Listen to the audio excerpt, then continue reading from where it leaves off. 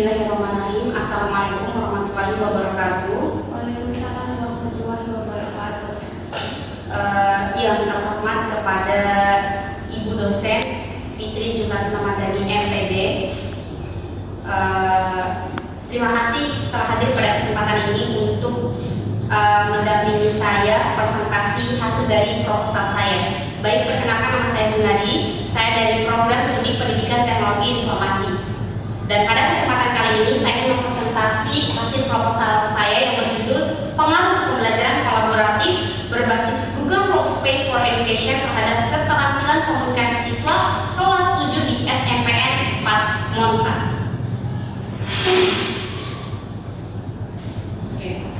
Perkembangan teknologi digital dalam 5 tahun terakhir telah membawa perubahan signifikan dalam dunia pendidikan, khususnya pada proses pembelajaran di tingkat sekolah menengah pertama. Transformasi pendidikan menuju pembelajaran digital semakin dipercepat sejak pandemi COVID-19 dan berlanjut hingga saat ini dengan semakin masifnya pemanfaatan Learning Management System atau LMS ini. Kondisi ini menurut sekolah dan guru untuk tidak hanya mengembangkan keterampilan abad ke-21, terutama keterampilan komunikasi dan kolaborasi siswa. Keterampilan komunikasi merupakan salah satu kompetensi penting yang harus dimiliki siswa di abad ke-21. Menurut OECD 2021, keterampilan komunikasi menjadi bagian utama dan future skills yang mempengaruhi terhadap keberhasilan akademik, sosial, dan kesiapan kerja peserta didik. Siswa yang memiliki keterampilan komunikasi yang baik mampu menyampaikan ide secara jelas, bekerja sama dalam kelompok, serta berpartisipasi aktif dalam diskusi pembelajaran. Nah, dan salah satu pendekatan pembelajaran yang dinilai efektif dalam peningkatan keterampilan komunikasi siswa adalah pembelajaran kolaboratif. Pembelajaran kolaboratif menekankan kerjasama antara siswa dan kelompok untuk mencapai tujuan pembelajaran melalui diskusi, pertukaran ide, dan pemecahan masalah secara bersama.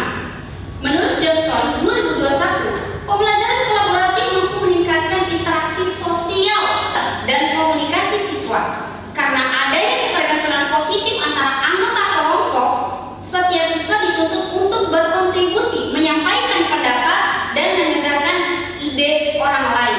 Nah, selain studi itu, studi Trust dan Waller 2023 menegaskan bahwa pembelajaran berbasis Google Classroom dapat membentuk kebiasaan komunikasi akademik yang lebih baik, seperti secara terus-menerus melalui diskusi kelas dan tugas kelompok digital memberikan pengalaman komunikasi yang bermakna bagi siswa itu sendiri.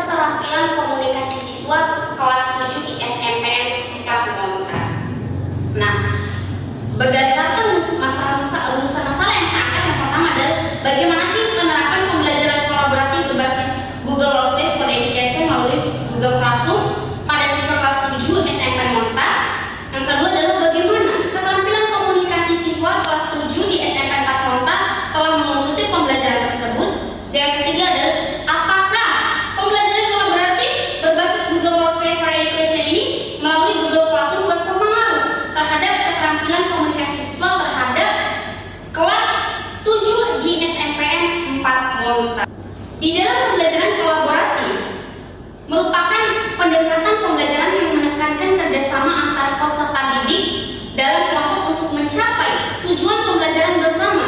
Dalam pembelajaran ini, siswa tidak hanya menerima informasi dari guru, tetapi aktif membangun pengetahuan melalui interaksi sosial, diskusi, dan pemecahan masalah secara bersama-sama. Setiap anggota kelompok memiliki tanggung jawab untuk berkontribusi, sehingga terciptalah ketergantungan positif antar siswa. Dalam konteks pendidikan abad ke-21, pembelajaran kolaboratif menjadi sangat relevan karena menuntut siswa untuk memiliki keterampilan komunikasi, kolaboratif, dan berpikir kritis. Johnson 2021 menegaskan bahwa pembelajaran kolaboratif mampu meningkatkan kualitas interaksi siswa karena proses belajar terjadi melalui pertukaran ide dan pendapat. Interaksi tersebut mendorong siswa untuk aktif berbicara, mendengarkan, dan menghargai pendapat orang lain. Nah, menurut OECD 2021, keterampilan komunikasi merupakan bagian utama dari keterampilan abad ke-21 yang harus dikembangkan sejak pendidikan dasar. Keterampilan ini mencakup komunikasi lisan dan tertulis. Keterampilan ini mencakup komunikasi lisan dan tertulis, kemampuan mendengarkan, serta kemampuan bekerja sama dalam kelompok. Rendahnya keterampilan komunikasi siswa dapat berdampak pada rendahnya partisipasi belajar dan hasil pembelajaran. Dan dalam pembelajaran kolaboratif, keterampilan komunikasi menjadi alat utama untuk membangun pemahaman bersama. Trust dan Wallen 2023 menyatakan bahwa komunikasi yang aktif dalam pembelajaran kolaboratif mendorong siswa untuk lebih percaya diri dalam menyampaikan ide dan pendapat.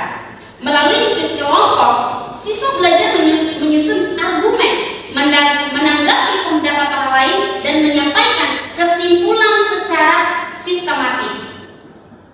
Pada pembelajaran berbasis digital, keterampilan komunikasi tidak hanya bersifat lisan, tetapi juga tertulis. Siswa dituntut untuk mampu berkomunikasi secara efektif melalui teks, komentar, dan diskusi daring. Oleh karena itu, pembelajaran kolaboratif berbasis teknologi sangat relevan untuk melatih keterampilan komunikasi siswa secara menyeluruh. Nah, baik, mungkin itu saja yang dapat saya sampaikan pada kesempatan ini.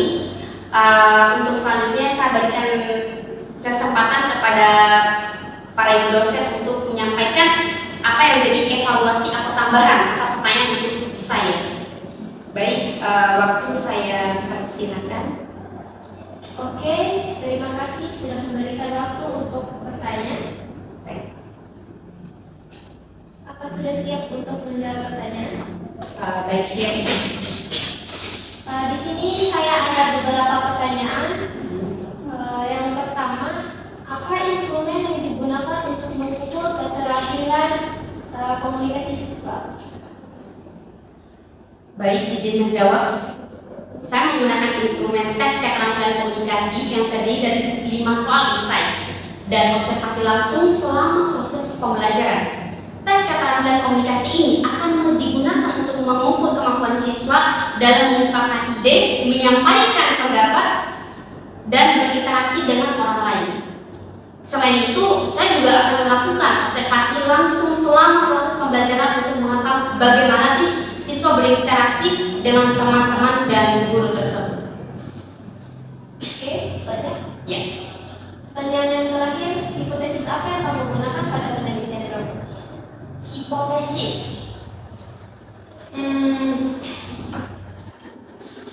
Baik, izin menjawab. Hipotesis penelitian ini adalah bahwa pembelajaran kolaboratif berbasis Google Workspace for Education dapat meningkatkan keterampilan komunikasi siswa kelas 7 SMP di SMN Monta. Saya berharap bahwa pembelajaran kolaboratif berbasis Google Workspace for Education dapat meningkatkan kemampuan siswa dalam mengungkapkan ide, menyampaikan pendapat, dan berinteraksi dengan orang lain. Oke.